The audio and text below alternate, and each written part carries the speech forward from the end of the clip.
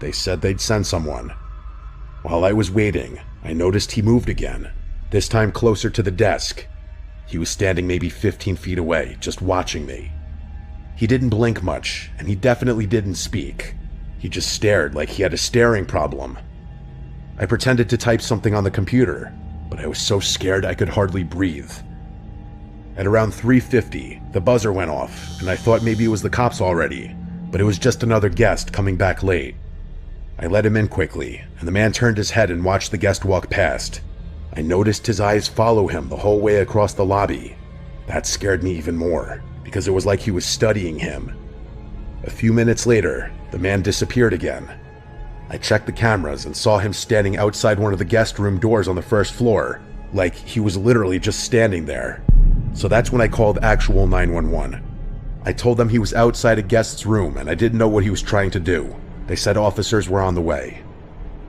I kept my eyes glued on the camera feed, and he just stood at the door for about 3 minutes, then slowly walked back to the lobby. When he came back, he walked right up to the desk this time and leaned over the counter. He looked at me and asked if there was any food. His voice was so low it was disturbing. I told him there were vending machines in the corner. He gave a small smile, then walked away. I just sat there staring at the clock, begging the cops to get there. Finally, around 4:10, 2 officers showed up. I let them in and pointed right at him. He was back in the lounge, sitting down. They walked over and talked to him for a few minutes.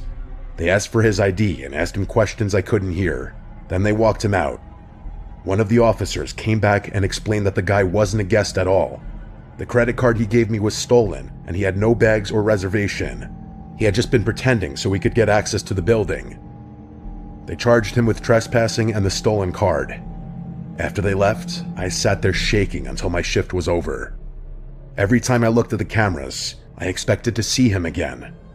The part that messed me up the most was realizing he had been inside the hotel for hours, wandering around and standing outside guest rooms, watching me from different spots, and he was never even supposed to be there. I have no idea what his plan was, but I know it wasn't good. That was the scariest night of my life.